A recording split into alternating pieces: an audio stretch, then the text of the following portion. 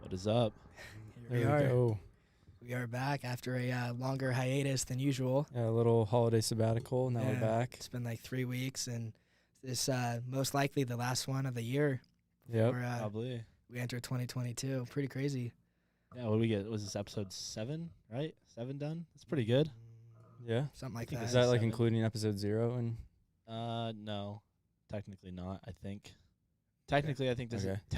is the 9th or 10th one we've filmed, but some of them aren't out yet. sweet, yeah. So I some in the gotta bank. close out 2020 strong, or 2021, I guess. And that's exactly why we have our guest on today. Yep. Last but certainly not least, he is an El Presidente. He's a Denver/Mexico native. Without further ado, Mr. David Houston. Yeah. We're doing the read. There he is. Good. What was that? Thanks for having me on. Oh, You of can't hear course, me? of course. Yeah, thank you for coming. Yeah, no worries. You were very, very highly anticipated. Everybody would Very. always ask, when's David going to come on? So glad we finally made it happen. Absolutely, yeah. Let's have a good time. So yeah, kind of just per usual. I know a lot of people know your story, but it's kind of an interesting one. So why don't you just give us kind of your background growing up and kind of what led you to coming to Boise? Absolutely, yeah. So for people that don't know, I was born in Denver, Colorado, Westminster. And that's kind of like where the story begins. I lived there for about 2.5 years. Don't have any memories or recollection about it, but I would have always loved to live there. Sweet. Unfortunately, when I was 2.5, dad American, mom Mexican, a couple things happened in the U.S., specifically 9/11. That really kind of threw my parents off, and my mom just threw the idea out there, why not move to Mexico? So, my dad at the time was kind of working side hustles. Can you move your mic up a little bit? Sorry. Oh, absolutely, yeah, my bad. But yeah, my dad had a lot of side hustles, and he wasn't really happy where he was alive, so he just kind of said, screw it, let's go. So on October 31st, 2001. day. Yeah, I Yeah. do. Well, they make a big deal out of it, You guys have like a yearly celebration? No, we don't. No, but It's called Halloween.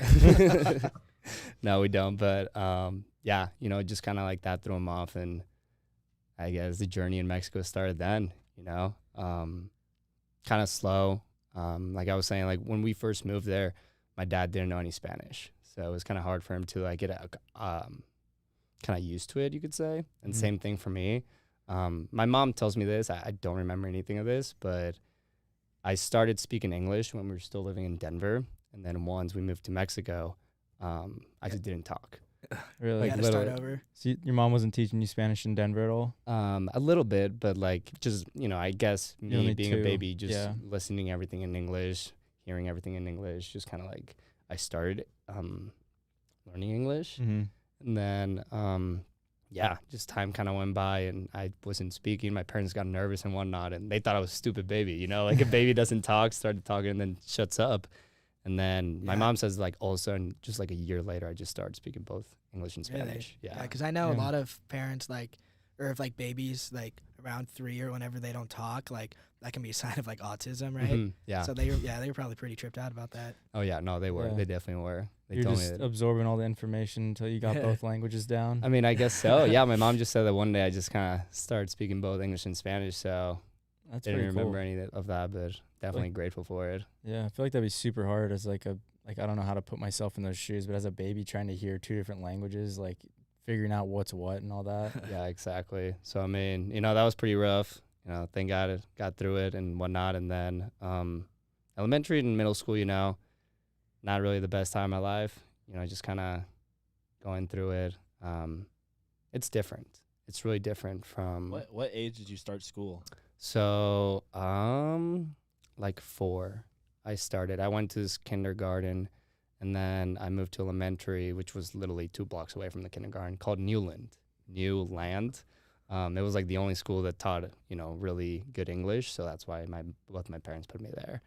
And time kind of grew up. And then I'd say when I was like 15 or 16, just moved to a new high school. And that's kind of like when I first started like thinking about college and where I was going to go and all that good stuff. And kind of like a weird story. I applied to like 20 colleges. All in America, right? All in America, yeah. No, I knew that I did not want to go to college in Mexico just because it's really like high school, just like as an adult.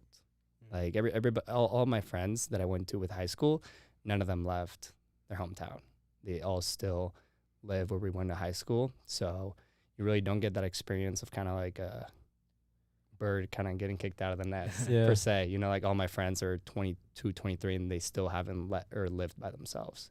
Still kind of live with their parents. So I wanted something different. I applied to a bunch of colleges, and my favorite one was U of A, top choice. I already had a roommate, went through the process, got like a big scholarship and whatnot, so I was really excited. And then like 3 weeks before orientation, I get this email from the dean of students saying that my scholarship had been like revoked or something. Like they messed up. So instead of giving me the highest scholarship, they gave me like one of the lowest ones. Damn. And it Why? sucked. They never explained to me why. They said my GPA, when they converted it like wrong the first time, and they gave me like a bunch of scholarship money, and then they're like, oh, like we reworked it and like we fixed it, so now we're gonna give you less. It's kind of fucked. They Yeah. shouldn't be able to do that. Like promise all this Take away scholarship money money. from a. Yeah, let someone go through the whole like rings and the roommate process and all that stuff, and then Mhm. they just yank it away from you. Like that just doesn't seem right. Yeah, no, I mean, I was pretty upset. That was like one of my first times where like I kind of like had to step up for myself or like speak for myself. I had a conversation with the dean of students of U of A, and I'm not even a student, right? Yeah, like barely 18. Yeah, barely Yeah. 18. I was 17 still at the time, and just kind of like talking to her, and like I just want an explanation more than anything, because like you said, Ryan, like I already had a roommate, I had a dorm, like. I'd say that's like how close were you like to actually like, going? Like I was how many, like weeks or days have you like were you about to move to Arizona? Yeah, no, I was about to move. Actually, that day that I got the email, I was looking to buy the plane tickets for me, my dad, and my mom to go to orientation. Like it was that Damn. close. So you were already like declared to enroll there. Yeah. I feel like they can't like rip that from you once you It's sign pretty fucked. the like offer of what they give you. I mean, I really didn't understand the process very well, but at the end of the day, things happen for a reason. So that didn't work out. Yeah. And then Glad you're here. yeah, I mean, at the end of the day, that gave me another experience, and that's kind of like where these leads to. So like after that, I didn't get to my top college. All the deadlines for the other colleges were already passed, and I didn't accept like all the other colleges that I got into because that was my number one choice. So something that, is kind of normal in Mexico that is not normal here is taking a gap year between high school and college. Really popular around the world. Just kind of give you a breather in between high school and college, figure out who you are as a person, what do you want to do and whatnot. And, thank God for my friends. They were going to Vancouver, British Columbia, Canada. And that December, they offered me, hey, like, do you want to go? Like, we're thinking about doing this. Like, his older brother did it, whatnot. Like, it's a really cool experience. And, I mean, I just said, screw it. Like, I didn't have any other options, right? So, so I finished my year of high school, applied U of A, and then they yanked that from me. So I had a year where I didn't have anything to do. So decided to go to Canada, British Columbia. Probably one of the best experiences of my life, honestly. Just because, like, I was living by myself with 4 friends, just turned 18 in, a big city in another country. Yeah. You know? That sounds awesome. I've never been there, but Yeah. it sounds awesome there. Oh, no, it was pretty cool. Do you still talk to any of those boys that like you went to Canada with? at like all? my you- like my roommates or the people Yeah. that I met there? I guess both. Yeah, my roommates, I'd say like with half of them, I'm still pretty close. The other half, not really, just because, I don't know, some shit went down Sure. while we were there and whatnot. And then people that I met there, my foreman and all my bosses, I still talk to once every couple weeks. nothing serious. You're still getting yeah. paid, right? No, not anymore. I used to, but What? How'd you get paid still? so basically, like when I first got there, it's literally like a room. Like the apartment was probably like 4 times this room, and it was 5 of us living in it. It's a one bedroom studio, so the kitchen, the living room, and the room were like almost pretty much in one room. It was Damn. pretty messed up, pretty tight in that little apartment. But no, I got there and I didn't have a job. I didn't know anybody other than my friends. I didn't know the city. It was just kind of like starting from square one. And I had a budget, startup, and if that money ran out and I couldn't make money, I'd leave, right? So I just kind of threw myself out there in the water, printed out like my resume and whatnot, and just went around town like the first 2-3 days, just giving it to restaurants, construction sites, just pretty much anywhere that I thought they would hire someone like me. Mm-hmm. And then finally, after a week, I got a construction job, and I was like the bottom. Oh, so of you the didn't already have a hierarchy. job lined up when you moved up No, there? no. Oh, I Yeah, didn't know no. that. I thought you were going up there like for like a summer or like internship or Yeah. like work or something. No. I went there just Just to fully say, "Fuck it." blind. Yeah. Yeah, no. Yeah. And the apartment that we got, it was actually really lucky because one of my roommates, his older brother, was like staying there, and he just like passed it off to us, like the lease. Damn. So I didn't even have to like find anything to just kind of find a place. It was just already there, so that was pretty nice. But yeah, I mean, construction, I liked it a lot. Like I said, I started in the bottom, just pretty much just kind of cleaning the site, garbage man, to-do man. I would go get the Gatorades, the coffee, the Sweep donuts up when it and was stuff. cold and whatnot. Yeah, and then I just kind of started building this relationship with my foreman. Super cool guy. What was his name? Phantom. That was his name. Yeah, That's weird ass sick. His name. real name? Phantom. That's his real ass name. Yeah, kind of weird, but I love that guy to death. He treated me very well. And then all of a sudden, like as our relationship got stronger and stronger, he kind of learned a little bit about me and knew that I was from Mexico and knew that I had friends here, and kind of learned the process and why we were here. He really liked the work ethic that we had, me and my friends. So after a month into the job, he just kind of was like, "Hey, like, how many more Mexican friends do you have that want to work?" And I was like, "I don't know, maybe like 2 or 3. Like, why?" He's like, "Bring them over. Like, we need a couple more people." And I was like, "All right." So bring them over, work, do a pretty good job. A couple days go by. He's like, "How many more you got?" I was like, "I don't know, maybe like 2 or 3 more that I can find." He's like, "All right, bring them next time. Bring them next time." And then the next thing I knew, I was like handling like 50 people, right? So that was Like you were pretty their cool. boss. Yeah, I was their boss. I was kind of like the Spanish foreman, if that Okay. makes sense. Like for Okay. all the people that spoke Spanish, I was kind of like their foreman, just because like I know English and Spanish. Kind of just made it easier for the foreman, because it'd be so funny at the beginning of like when I didn't have like any responsibilities or anything. I was just kind of there to do my job. He would just like yell to them, and like they had no clue what to do. So I just kind of had to be the mediator between all that. That's funny. And then Your translator, that's funny. like a translator, exactly. So as time went by, he just put more responsibility in me, and I liked it, honestly, just because I was making a little bit more money on the side doing that, and I don't know, just kind of managing people it was fun. I kind of felt like I wasn't in the bottom of the hierarchy. I kind of had some respect on me, and yeah, I mean, it just kind of blew up. And then I made enough money during that time where when I finally got out, I had my grandparents that live here. They were like, "Have you thought about going to Boise State?" I was like, "No, not really. I've come here for the summers and I liked it, but I never thought about coming here for college." And I applied May 15, like 1:30, like an hour and a half before the deadline. And I got in. And once I got in, it was kind of, I don't know, I was really happy for myself. This time it didn't get yanked away. So I don't know, it felt like this was the right choice after that. And now I've been here for 4 years. Nice. Before we kind of dive into college and stuff, Mm-hmm. what was like the biggest difference between Mexico and the U.S. or even Canada that you've kind of experienced in your life? Like in what sense? Because there's so many I can go into. Yeah, I guess just like the culture and just like the atmosphere of like how you grew up like in high school in Mexico versus like your year in Canada and your year in Mhm. America? Just like what's the biggest differences you noticed living in 3 different countries? Okay. So, in Mexico, like the culture is really like family oriented. So it's a lot about like family staying there. Like I was saying, like none of my friends have left their hometown. Like, most of the families in Mexico like stayed together and they don't leave like where they were born. And that's why they're so big all the time. So Like, they're a lot more family oriented down there. oh yeah, 100%. Like, my biggest like family reunion was probably like I want to say around like 100 people. You know, my grandma has 11 siblings. My grandpa had 4 siblings, and then they all had their kids and their kids. And so it gets pretty crazy, pretty wild. I like that part about Mexico a lot. And then it's just like Mexico being a third world country. A lot of people don't like think about it, but it's more rough than here in the United States. Here in the United States is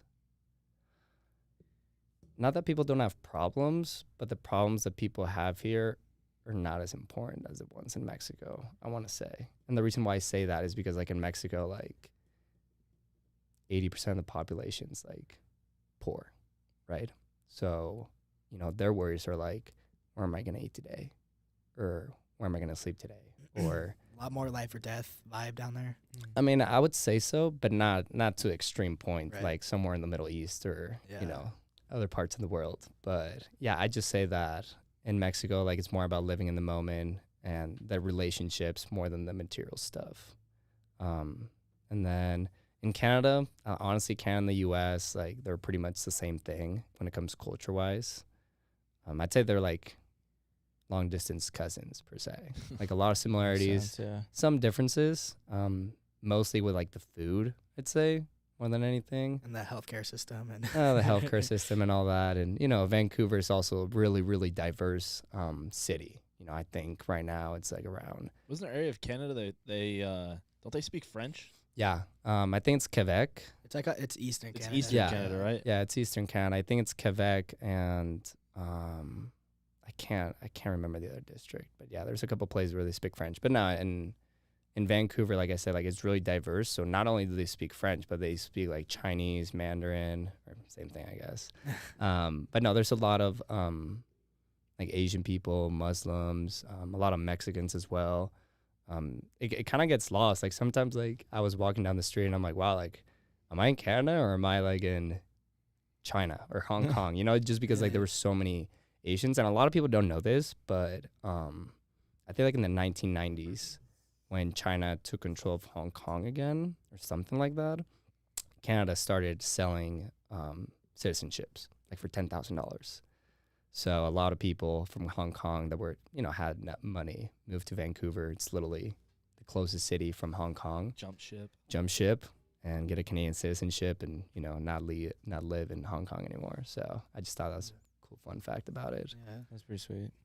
But yeah, I mean, other than that, like culture-wise, I'd say the women were a little bit different for sure too. Like, What way? Yeah. I believe you used the word prude in the past when explaining them. I mean, I wouldn't say prude, but just a little bit more hesitant. In Mexico, you know, when you're talking to a girl, it's like you need to talk to her like she's your grandma, right? Like, there's no way that you're gonna get, you know, a deep connection with them. And I really don't know why. Maybe they're just reserved. Not saying that everybody's like this, but definitely the majority of the people. And then when I first came here to the United States, like, you know, I knew what the boys were, right? The boys are just someone you can kick it with, have fun. And, you know, the girls, I just thought it was going to be like the same thing. Like, yeah, like I'll talk to them, whatever, but I'll probably not be friends with them. And then when I got here, it was just like a totally different vibe. Like, Really? I did not think about that at all. yeah, no, it's weird to like think about just because, I don't know. thought it'd be the opposite. I don't know why, but I thought it was kind of the opposite. I feel like I feel like I've experienced like some like Mexican guys like be more sexually like aggressive than like girls. So it's like you think the girls are maybe the same, but then they're not. So it's kind of like, oh, that's a kind of out of the ballpark. It's weird. yeah, no, it's definitely weird. And why that is, I mean, I would have to say that it's just like, It's like a culture thing. yeah, Yeah. no, it definitely is. Like in the 1990s, like the macho kind of came in Mexico, and like that was a big thing. And women just kind of like took a step back, I guess, because of that. I mean, not saying that I like it or anything, but it's definitely different. Okay, so now you're a senior-ish at BSU. Been here 4 years, just like the rest of us. I know we've talked about it a lot, but just how has college been these last 4 years? It's coming to an end. I talk about it all the time. It's pretty sad. Just like if you could just sum up college and your experiences, like how would you describe it? Amazing. Like, I honestly, like, I look at my story, from beginning to end, and there's been a lot of highs and lows, and, I wouldn't change it for anything. And I think that's what college is about, all the highs and all the lows, just because, I don't know, it was just a great time. Like all I knew before college was literally like Project X, Blue Mountain State, neighbors, Like, so when I first got here, like, I remember Your expectations were high. my expectations were high, but when I first got here, like, again, like not knowing anybody, it was kind of hard for me the first couple weeks. I lived out in the farm, didn't live in the dorm, so Where is the farm for the people who don't know? the farm's in Eagle, Idaho. It's about a 30-minute drive, probably 40 minutes now with traffic and from the whatnot. school. Mm-hmm. So it was really hard for me at the beginning just to kind of like establish myself or like make a foundation, I guess. Just because like everybody else was living in the dorms, right? So like everybody at night when they finished their homework and whatnot, they would just knock, 6 feet away in a door and they would hang out with someone their same age. And for me, I was like, I finished homework. I need to drive back home 30 minutes away. And then I would finish my homework and I would have nothing to do. So when Rush Week started, I was really excited about it. Rush stole the fraternities, literally didn't know what a fraternity was, and just kind of like stumbled in Teak, liked the vibe, liked the guys, and I'd say now that I'm in it, it's probably one of the best decisions in my life. Yeah, I was gonna say, you remember when meet the chapters when you're all in the big group waiting for the to break up into the small groups, go to all the different fraternities. Yep. We actually sat next to each other Mm-hmm. and talked for a minute. And then like fast forward a year later, we're in the same fraternity, living together. It's pretty crazy. But all of us, we've all changed like a lot since our freshman year. But I feel like you specifically have really changed a lot. Like there's a lot that's still similar, but I don't know if I'd call it we've all grown, but it's like I don't know how to you were just like so different. Like, what do you think like the biggest changes you have made in college? Well, again, I think that me, like at the beginning, like, and correct me if I'm wrong, but like you were talking about me, like kind of like being behind the scene, not behind the scenes, but kind of like being in the background, pledging semester more than anything. It's kind of like a cultural thing, like in Mexico, like you need to earn your stripes before you can like say something or your word means something. Mm-hmm. So, that's all I focused my pledging semester. Like I just kind of like didn't want to mess up. I just kind of like wanted to be that golden boy and not show a lot of me, just kind of like prove myself. And then once I did that, then it was game over for everybody else. Like, you better be ready for me or not, but I'm gonna be here. I'm gonna be myself and take it or leave it. Kind of type of deal. Yeah, because like you said, freshman year you didn't live in the dorms. You were 30 minutes away, Mm-hmm. kind of secluded. And then the last, sophomore and junior year, you lived like the two main houses where everybody would come to. Mm-hmm. And then now you're not as far as Eagle, obviously, but you're about, I don't know, maybe 10 minutes away. So Mm-hmm. you are more out of it. What's like the biggest like difference between living far away and living in like the main house? Oh my God. Gas money. The whole world. The whole world is different. Like literally like You probably even like your schedule. yeah, 100%. Routine, like everything. Oh, everything. Yeah. No, like when I lived far away, like I was on a pretty solid routine. Like nothing would go off script, like I would wake up at this time, make class at this time, go to the library at this time, eat lunch, whatever, maybe see some of the guys, and then just kind of go home and do my own thing, right? And then over there, like no one's gonna be storming into my house or anything like that, wanting to drink or whatever. When that was the case, did you ever like crash at anyone's like dorm ever? Oh yeah. Was that ever a thing? Oh yeah, all the time. I crashed in Danger's place a couple times, Bibby's place as well. Shout out, Bibby. Yeah, shout out, baby. No, every time I would go out, I would always have like 3 or 4 places where I could crash if I started drinking, just because I knew that as soon as the party started, I could lose 1 or 2 of my bets. So I always had to have option That's A, B, very C, D true. ready to go. Yeah. But yeah, I mean, yeah, your college experience is pretty crazy. You've been like, you go from one extreme to the other and stuff like that.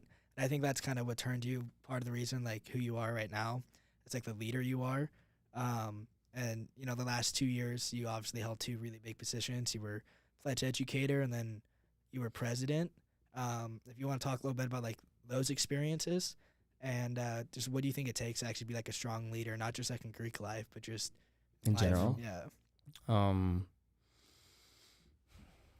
I mean, I think since I was a pledge, I was always drawn into the hegemon pledge educator position, just because I don't know, I like helping people. I think that I have had a lot of life experiences that a lot of people haven't had, and that gives me some knowledge in some areas, you could say. So I mean, yeah, as soon as I had a chance to run for the position of being the pledge educator, I kind of just took it and ran with it. And it was the best time of my life. Like I honestly, like, I look back in it, and now that presidency is all over, I definitely had more fun being the pledge educator, just because like you're I don't interact. doubt it, yeah.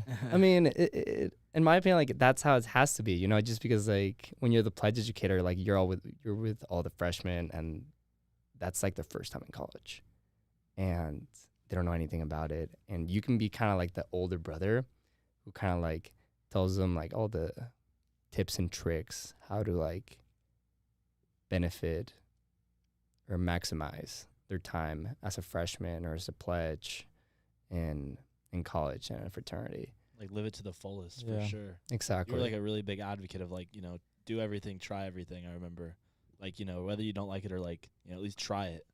Exactly. I mean, and that's what it comes out to. Like, you never know if you're gonna like something until you try it. So Never know. went with it, liked it, did it, and then the next thing you know, presidency was up for grabs. And not saying that I didn't want it, because I definitely did, but I knew the work that it was gonna take, right? Like, I knew that things had to change, especially like with me. Like, how do I present myself?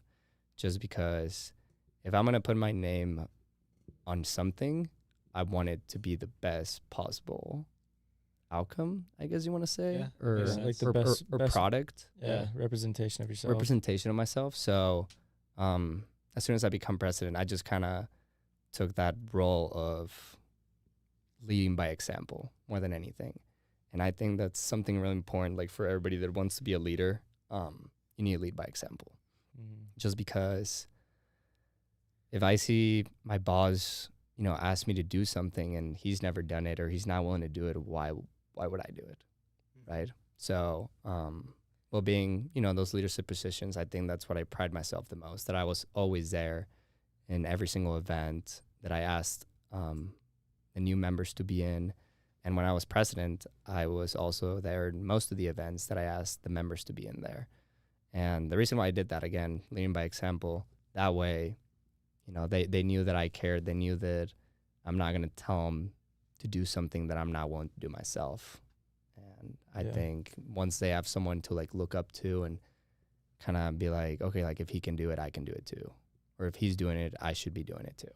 Yeah. So that's kind of like my mentality when it comes to being a leader, I guess. Yeah, I feel like I definitely noticed a big change in like your whole demeanor, like when you became the president, just like on how you like thought things out and just took actions on things. You definitely thought stuff out a lot more and were more conscious about your actions. I was pretty impressed. I was like, that's a pretty quick change. Like, I don't know. You definitely got like more serious, not in like Yeah. in a bad or like Yeah. extreme way, but I just like, freshman, sophomore year, you like laughed at everything and like drank a lot more for sure. Yeah. And then you took the reins over and, you kind of like reeled it in a little bit for sure. Yeah. Well, I mean, I feel like I had to, just Yeah. because, being in a fraternity, like I was saying, like living in the 2 main houses, like not like the farm, takes things go off script when you're in a fraternity and more when you're in the main house. So I just kind of had to learn how to like adjust on the fly, kind of adapt. Yeah. Yes. I'd say you did a pretty good job at that. Mm-hmm. Now that it's over, I can talk shit. All the shit you did. I mean, it's fine with me. I know I could have done a couple things better. We all could have, though. You It's could pretty say crazy. that. I didn't even realize there's literally a triangle of people who ran for president. Yeah. You in danger. Yep. Shit, I'm left out. You're sorry, Ross. Would you? I'm not involved enough. Would you be able to compare how it was living at Sunny and Courtyard, or is it pretty similar? Like between those two? Mm-hmm. No, it was definitely different. Like, I'd say starting like with the people that live there. I mean, you were my saving grace for Sunny. Like I was literally ready for Farm 2.0 sophomore year, and then I got a text message from you like, hey, like me, DS, and BB got this house. Like you want in? Like let me know today. Literally went to my bank account, made sure I have enough money, and I was like, all right, I'm in. Like 30 minutes later. You texted like instantly too, because I remember I texted like you and a couple other guys, because we were in desperation mode too, and then you responded right away. And luckily the other two said no anyways, but it was like, oh. I was like, what would you have done if like, yeah, I'm down? You're like, oh shit. I'd have been Guess like, I'm giving up my room. Yeah. Sorry, David responded first. Well, I'm glad everything worked that way. But I mean, yeah, it's just like Sunny was just so the vibe, right? Like it was sophomore year, like It was a vibe there. Yeah. It was a different vibe than Courtyard for sure. oh, Yeah. 100%. And like just because like the space and the people, I think the people made Sunny what it was, really. Just mostly like our pledge class, like we had the second bottom. top and bottom. Yeah. Yeah. All the Twin Fall boys had the bottom. So, I mean, they were a bunch of fun just having right there, kind of like a different house, but not really. Wasn't Treehouse like the one right over? Yes. Like then they Yeah. move in right over there too. Yeah, that was pretty sweet. I never really saw them though when they. Yeah, I lived mean, they were there. all seniors, and like a lot of them graduated like in the fall. Mhm. So they were graduated like that spring, but Yeah, um, and they all had girlfriends. So yeah, they weren't coming over to our side to drink twisted tea on a Wednesday.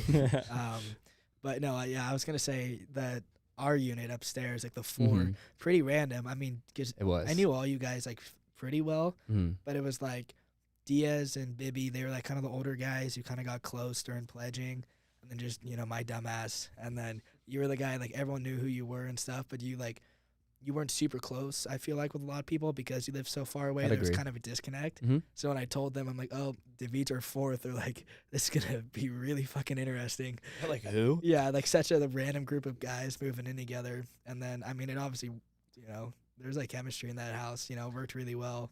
I mean, that's what I was going to say. Like, literally, like, I'd say, like, we were probably like, the biggest group of misfits. Like, Yeah. literally, like you were saying, like, you read out the house and you're like, what the fuck? Yeah. You're like, how Imagine are- like now just comprehending that. I know. David's graduated. Diaz is about to graduate. Lives off the bench. You live far away now, and I'm just off Longmont. It's just like we're all so different and like in different worlds right now. No, we are. But I honestly think that Sunny was kind of like That was a turning point. it was a And a turning half. point, but I'd say it was like the timing was just right. Yeah. Like, I don't think it mattered, like, us as a unit or as a apartment or 4 roommates, you want to call it.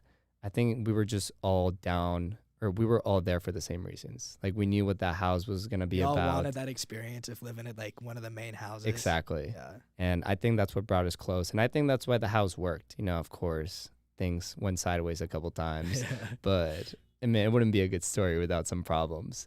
Yeah. So, I mean, Sunny was just amazing, just kind of like having the big concrete backyard and then the front yard, the little patch of grass and a couple dyed tables. Yeah.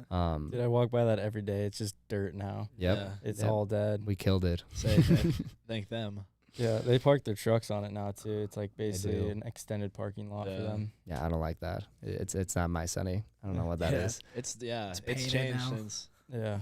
But yeah, no, I mean, just to kind of like bring it all back together, I'd say Sunny was more like a smaller, more connected house. It just kind of forced you to be Yeah. like connected. Like there was literally 4 rooms. They're all in each corner. They all have their own door, and then the rest is just open space. Like there's nowhere else you can go. I was gonna say, like, for me, the biggest difference between kind of living like on the other side of Broadway with just 2 guys versus living right off Lincoln with 4 was just like there.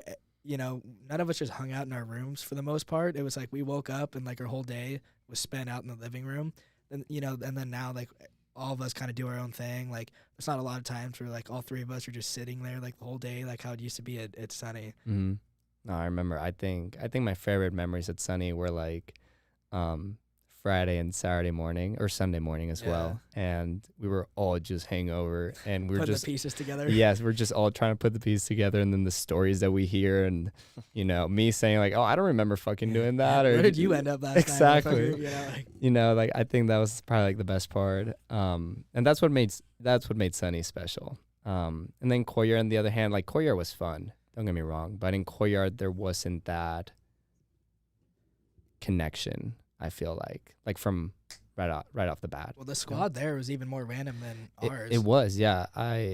In that one I had to set up the squad, and I went through like 10 people. Like I had like 5 different house configurations, and I was like the only roommate that didn't like move. Like I'm pretty sure like 10 people.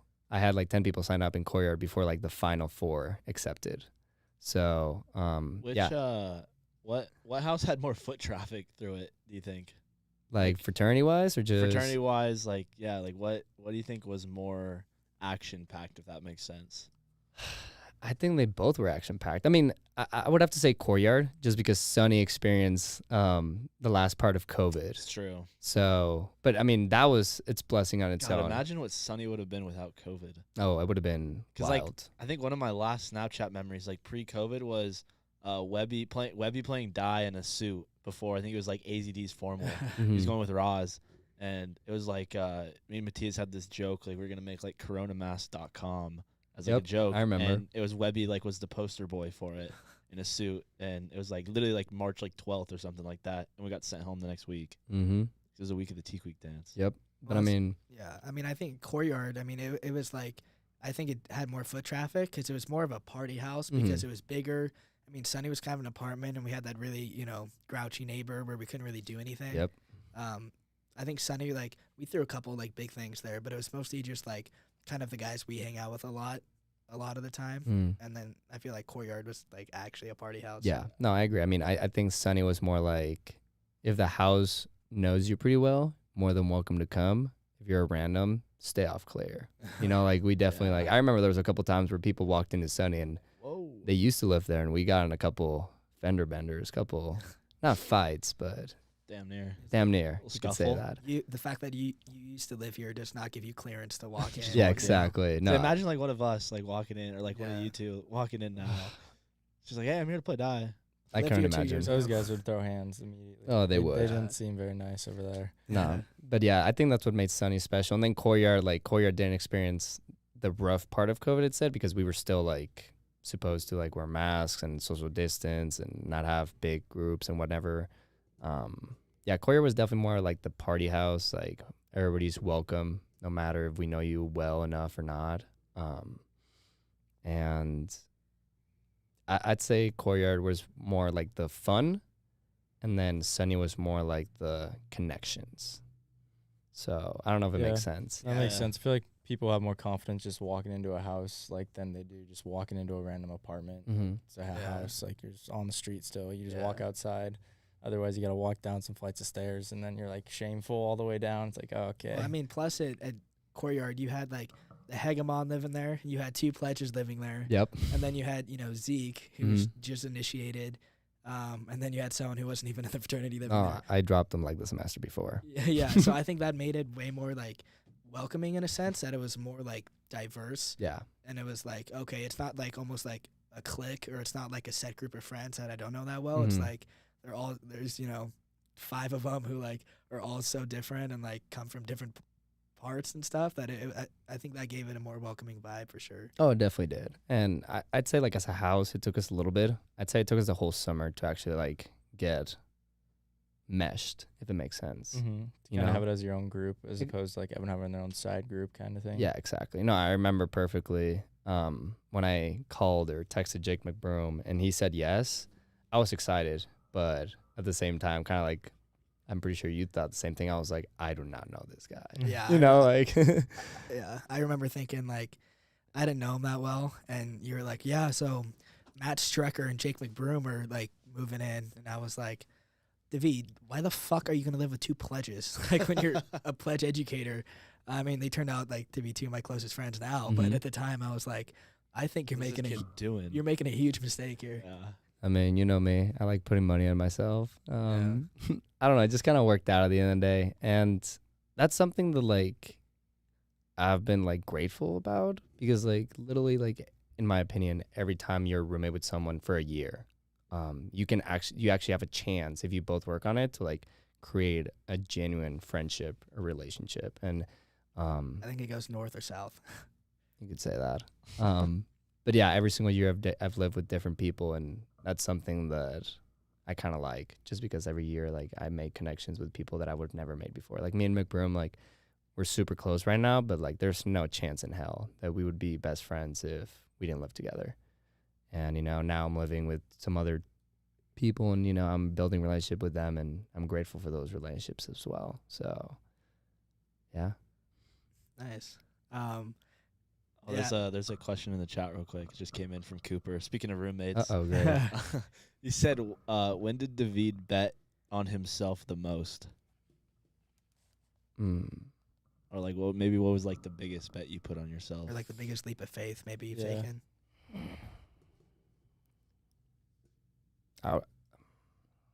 Moving up to Canada with no. I plan. would probably say Canada. Like, Canada, like, I don't know, just going out there not knowing anybody and, like, everything just kind of working out perfectly. Yeah. You know, like, Literally. that was Being kind of able like, to find a job fast and not have to go home. exactly, like, Think about where you'd be if you didn't go to Canada. I'd probably still be in Mexico. Like, Damn. being honest, like, there's no way I could have, like, gone here without having that Canada experience. And there's no chance I am who I am without that Canada experience. So, yeah, I'd say going to Canada for sure was my biggest leap of faith. And the thing is, like, now that I think about it, like, there's so many things that could have gone wrong. Like, so many things. Like, there was a couple times where, like, I had close encounters with the cops and I thought my ass was going to get deported, you know, like, and, or like in the subway or train station, like me losing my pass and me getting like checked up for my papers and whatnot. Like, even in the construction site, there was a couple times where, like, not really, but like I could have gone like really injured, but nothing did. So I'd say that I'm a cat down to my last life, thanks to Canada. I was gonna say, you've told me a couple stories about stuff where like you should have gone seriously hurt. Like, I just remember you coming back from when you were working at the farm over the summer for your grandparents at Sunny, and you show up. I'm like, how's it going? You're just like, bro, fuck this day. And I was like, what happened? You're like up on a ladder doing something, and you fell like, what was it, 14 feet onto like a saw? Yeah, it was like 10 feet. I was cutting like a tree or like a branch because it was sticking out in the road, and I couldn't reach it. So I just kind of like dangled like with one foot, and I finally got it. And then the branch like took out the the ladder, and I just fell. And thank God that the saw landed flat on my stomach. Oh. But yeah, no, I remember I just kind of blacked out, and then the next thing I know, I was like, I'm alive, so we're good. Damn. I don't think I've We're ever done. seen you like get like hurt though. No, Like I feel like you're one of those people who, like, maybe you have shit happen to you, but you, literally I don't think I've ever seen you like even eat shit. Like I don't think I've seen you like, you know, fall or like when we went sledding. Remember when we went sledding? Very It was- Yeah. stable. yeah, sturdy. Yeah. He's a sturdy motherfucker. But, I'm sturdy till I'm not. That's the thing. Like, I've seen you fall snowboarding, but that's a whole different story. Oh I mean, my I've seen God. you That's stumble snowboarding. while you're intoxicated. but yeah. who I don't doesn't? think that counts. Yeah, I think we've no. all been there. But no, I haven't gotten injured. Like, I'm pretty good at like putting myself in good situations, but when I definitely get injured, they're literally like the stupidest things ever. Like, but I mean, I think it was just my time to get injured at that point. Like, I've just been swimming for too long, I Yeah, he's guess. been dodging bullets. Exactly. Kind of segue a little bit. I was talking to you before we started that while we like would talk a lot and stuff at Sunny, and whatnot. One big thing, like I feel like the last year you've really been big on is like conspiracy theories. Oh yeah. Kind of like the state of not just the country, but where the world's at. Mm-hmm. So I was just curious if you had any interesting conspiracy theories or anything like that you've kind of been currently Working on. Working on. Wow. I'd say research. Investigating. Yeah. Investigating. I like what that has Joe word. Rogan told you recently? Wow, that hurt me, dude. Joe Rogan's only my god. No, just kidding. Joe Rogan's behind me right here on this little picture frame. Oh, I see it. Yeah. I like that quote. It says, what does it say? If you ever start taking things too seriously, just remember that we are talking monkeys on an organic spaceship flying through the universe. That sounds like something David would say. Probably. But no, conspiracy theories, like, people like to call them that. I don't like calling it that. I'd say, like, when I first got into it, even though, I like it a lot right now and I do my research and whatnot, was Canada. And the reason why was because I remember there was, like, a story that came out that happened in Mexico. It was, like, a shooting or something. And, being from Mexico, I read the Mexican newspaper. Living in Canada, I got to read the Canadian newspaper, and then I read the U.S. newspaper, and there were all 3 different stories. And that just kind of, like, threw me off because I'm like, how could, like, one event have, like, 3 different storylines per se? Right. And there were, at the end of the day, they all had like the same information, but it was just set up differently. And that's kind of like when I was like, okay, like, if they can't even get this right, who says that they haven't gone, like, things in the past right? Or just like, what is the truth? There's 3 Exactly. different stories. Exactly. And that's I think something that intrigues me a lot. And to go to your point, the one that intrigues me right now a lot is the JFK assassination. I don't know if you've heard about that one, but they were supposed to release the FBI or CIA documents or unseal them, uncensor them. Wasn't Trump going to do that when he was in office? He was, yeah. And then he, like, put the date, like, when Biden was going to be president, and Biden just, like, delayed it another 50 years. 50 years? Yeah, like 50 years. So, Holy shit.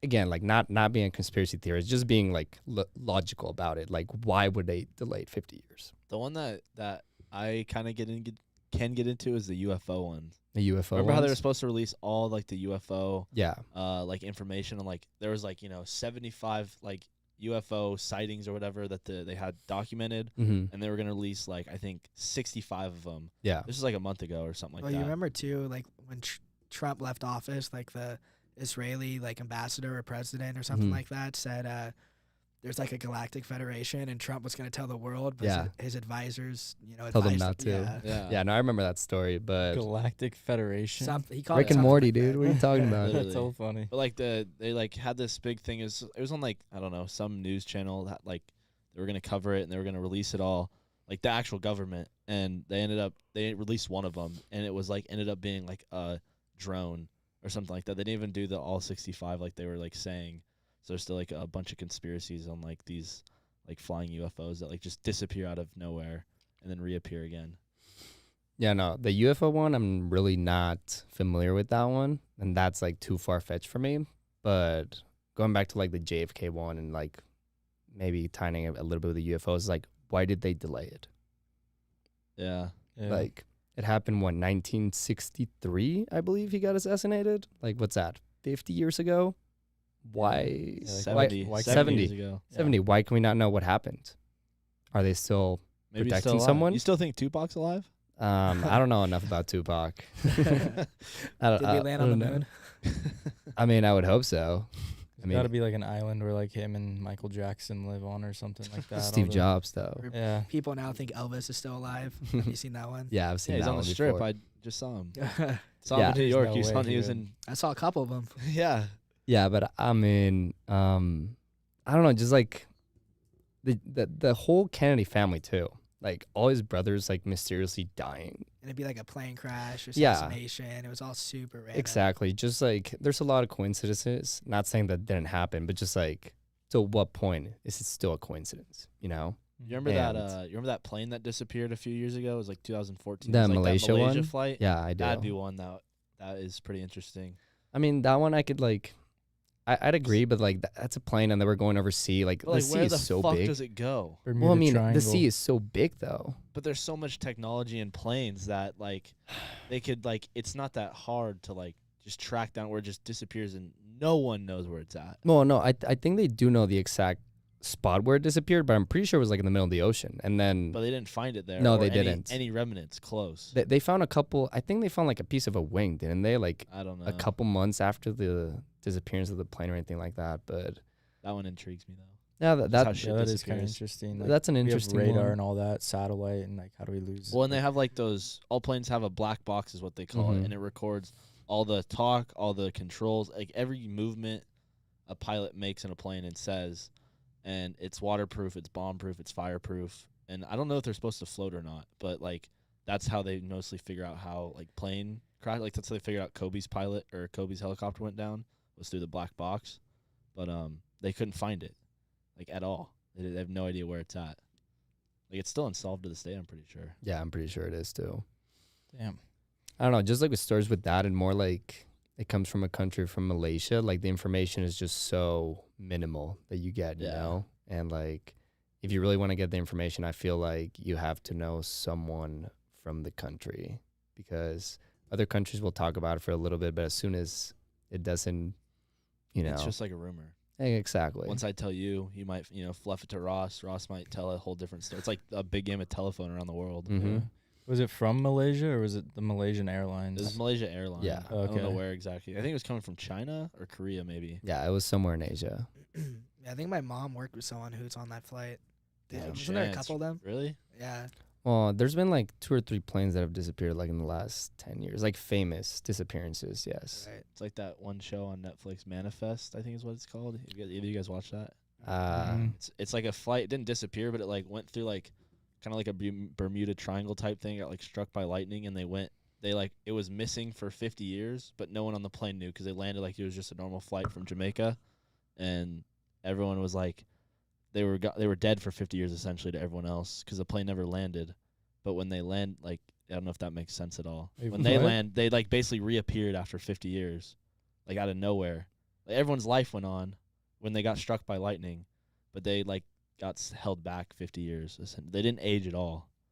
This is like a made up story? or Yeah, So something? it's- Yeah, made no, up. no. Yeah. I was like, No, what? yeah, It it's sounds made like up. Captain America and that Yeah. ice block or whatever. No, it's Yeah, made dude. up. The first like the show kind of repeats itself. Like after like the 5th episode, it's like the same storyline because everyone gets like this like weird like sense when something happens. Mhm. But it's like the first 5 episodes. It's a pretty good show to watch. That's pretty sick. I think like Manifest. the National Geographic has like a sweet news series. It's like uncovering the ocean where they like uncover a bunch of different things like planes and just shipwrecks of like different things like over the years, like from battles and stuff. It's super cool because they just have radar that can scan it and basically like they like once they scan it and see something irregular, like they go down and check it and then they've been finding a bunch of cool stuff. Have they ever like thought they found something big and then they go there and like it's just a big rock? Yeah. I don't, they probably wouldn't so air that though. disappointing. I mean, I'm sure that's happened to them. Like It's so funny. it's probably like half the budget spent on finding big rocks, and then they shit, on find a a couple Navy cool ship. things. Oh man, it's just a freaking rock. It's pretty crazy. My boss over the summer, he was like telling us a story about, it was like in the like Vikings, like 1500 times Mhm. when they were like, it was off the coast of Florida. They were like, they had a bunch of treasure and the ship sunk. Mhm. And then, so that was, 1500s or something like that, and then, in like the 70s or 80s, maybe I don't know, late 1900s, something like that. There was a guy who was like a big scuba diver and he heard about that story and he was obsessed with it. And then, so he made it like his mission to find the treasure because it had Mhm. never been found. And so he spent like 40 years or something going out every single day looking for this. And like his son died trying to help and like he got God. broke twice and people kept giving him like the same banker kept giving him a loan when he wasn't supposed to for it. And then finally after like 30 or 40 years of searching, he finally found No way. yeah, and he found all the treasure and everything. Damn. Yeah. That's What? insane. It's a really crazy story. Yeah. That's awesome. That's Yeah. like a movie about it, or is there a whole show? I'm sure there is. No, they but better make one out of it. Yeah, that's Yeah, I'd never heard of that story. I I'm love like, treasure that's- hunting that's shows. pretty They're sick. sweet. Yeah, it's pretty insane. Maybe Matias Wara knows him. Maybe. I have a question for you though. Would you take that? Oh yeah. Like- Yeah, I found it. I spent 40 years looking for it. But your son died, and like you've gone through like Well, I think hell It and depends back. on he how sold this- most of like all the gold. You know what I mean? Like Sold to like museums and stuff. or yeah, something like that. he just has a lot of money. Okay. I think he died now, but he had a lot of money. Yeah, from it. I would sell it. I wouldn't like keep the gold for myself. I'd Yeah, sell it I'd off sell to a it. museum. Well, or I think he something. said like his mindset was like, you know, I spent 30 years or whatever. I went broke twice. I lost a son over all this. Like, I'm not gonna give up. I'm not gonna let it go to waste because what was the point of all that happening if I don't find it? I mean, I guess so. And if you lose a son, you're Mhm. fucking committed. Yeah, Yeah. It's commitment and a half I right can't there. imagine doing that. But yeah. But no, I don't know if it's really a conspiracy. I mean, Illuminati is, but like ones you've like talked to me a lot about is the Illuminati, 666, like all Yeah. that stuff, and then also just kind of like the Chinese government with like elections and showed me, you know, you would show me videos on YouTube of like people who work for the Chinese government giving like TED Talk type stuff, Yeah. talking about how like, oh, like, you know, everything was going to plan and then Trump won, but because he's not part of it, you know, quote unquote, it kind of threw us for a you know, spin. yeah. Yeah. This sounds like a late night Sunny talk. I think it was a It courtyard. might be. I think it was a courtyard, but you know, that one was pretty interesting. Yeah. Or the one I remember specifically is the I think it's the Denver airport. The Denver airport yeah. one. That Yeah. one's weird. Yeah. Yeah. That one's That cool. one's weird. Because they have such an I watched a video on that. I think like when I got back from Miami and I was at the airport and I wanted to look more into it. And all the videos, there's like easy explanation for everything. Like they said, like all the tunnels underneath the airport was supposed to be for luggage, Yeah. and they decided to just do it above ground. Mm-hmm. And then like the big horse, didn't it kill the guy who made Yeah, it? it Fell did. on him or something, Yeah. or a piece fell. Like I don't know, and like all the stuff on the walls, like there's just too much stuff. Exactly. I don't know. And again, like I don't like calling it conspiracy theories. I just like calling it like who's benefiting from it, right? Because at the end of the day, like all you have to do is like you see an event happen and there's two sides. Someone's benefiting from it and someone's not. And if the event itself, you find things that don't add up and you don't think that it was an accident or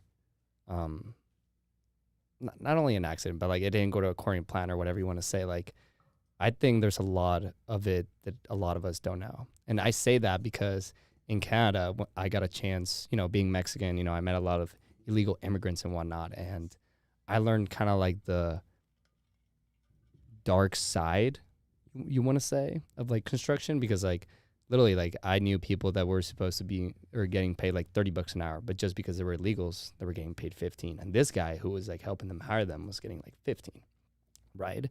And that's something that people don't know about just because you've never been in that, not scenario, but you just never been in that place, I want to say. Never had an opportunity for it. It could be the same thing like for the deep web. Like a lot of people don't know that the deep web's actually like 90% of the internet. Like all the stuff that you can find there is just insane. And like, you're like, how is this not regulated? And you're like, well, this is like kind of like the dark place of it. You know, like it's not regulated like on a huge purpose. problem now. Like there's no regulation for internet, and like the government has no idea how to regulate it too. Mm-hmm. And I mean, at the end of the day, like that's what it is with everything. Like, in my opinion, like in life, like there's an action or something that you can be, that you're saying, but at the end of the day, like there's an underlying tone that only you know. So for example, like this happened to me a couple weeks ago. I was at the bars and I was talking to this girl, super unrelated, but just so I can make the connection. And this other guy who was my friend, had a girlfriend, was also talking to this girl. So I approached him, me wanting to talk to the girl, and I'm like, hey, where's your girlfriend? So the question that I asked was, where's her girlfriend? But in reality, I'm like, you should not be talking to her. Like, I want to talk to her. You get the fuck out of here and go back to your girlfriend, right? Like, I don't know if that kind of like makes sense. Yeah, sure. I didn't like word by word told them. There's an alternative motive. Exactly. There's an alternative motive. And I think that's like something that people like don't realize, that there's always an alternative motive for a lot of things going on in the world. I guess, yeah, just kind of wrap up the conspiracy talk. I just like, my final question is like, do you believe in like the Illuminati with like celebrities and like the lizard people and like Lizard no, people? like What's the child that? pornography ring, Yeah. like, you know, all that stuff that like seems to all be connected. That like, Yeah. people think like Tom Hanks, Jimmy Kimmel, Yeah. all those guys are like part of this like Mm-hmm. cult almost. Mhm. And Like like, Scientology. I mean, That's Tom Cruise, dude. yeah, no, you know what I'm trying. You know, No, what I I'm know what you're trying to yeah. say. I mean, I'm not gonna say that it's true, but throughout history, like you just need to look in the last 2,000 years. There's always been people that as soon as you have enough money or enough power, you want to have more and more. We've always had that. The Roman Empire, the Persian Empire, the English, you know, when they came to the United States, Germany, Nazi Germany. The fraternity president. You could say that. I'm An taking over the IFC world. president. But no, I'm just like, I don't think it's smart for us to think that it's not going to happen again when it has through our entire history. You know, I'm not saying lizard people are real. I'm not saying Jimmy Kimmel is going to eat my brains or anything like that. But what I am saying is like, I definitely think there's a group of people out there that have a lot of money and power that are pulling the sticks behind the scenes. Like Squid Game.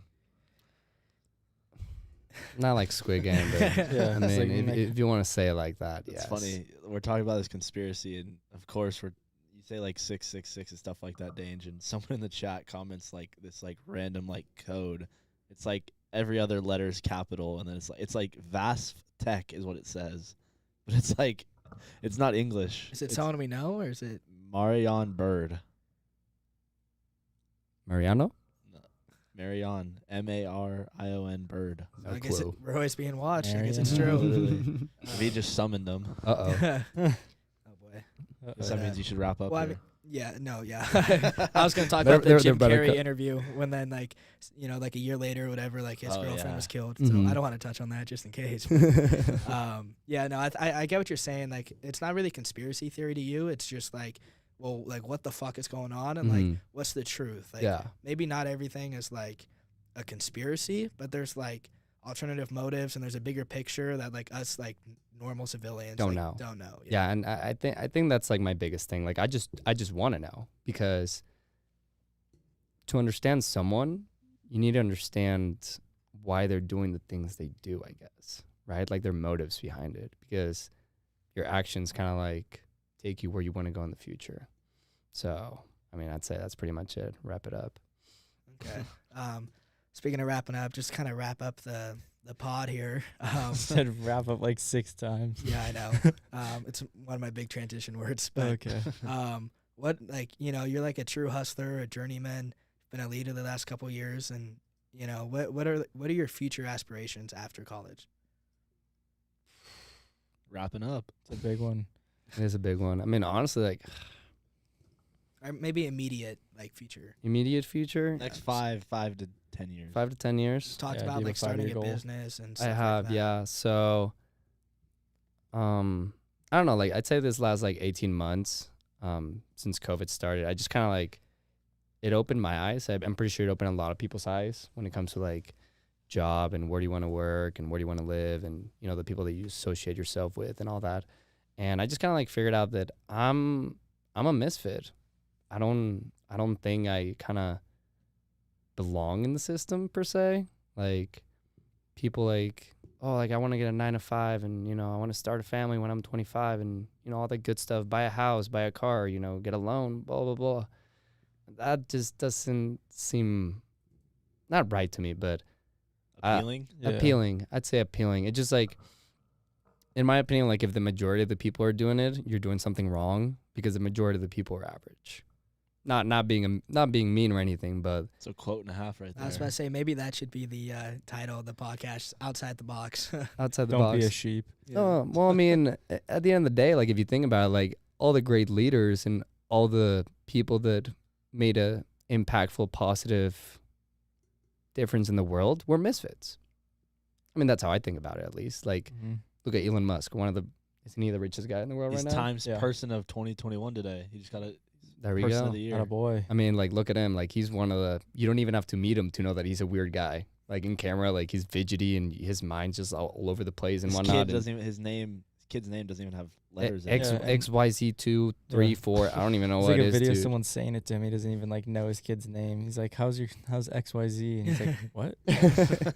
So I mean, yeah, I think at the end of the day, like you have to be a misfit to kind of like not do something with your life, but like if you want to like have an impact or something, like you need to differentiate yourself somehow. And I think those are the people that kind of put money on themselves and just they're like, I'm doing this and no one can stop me, kind of type of thing. I mean, you can't like change the world or, like you said, kind of make an impact by being and doing the same thing everybody else does. Exactly. Yeah, got to stand apart from the crowd somehow. So I mean, just kind of going with that, like, yeah, like I want to start my own thing. Like I really cannot see myself working underneath anybody.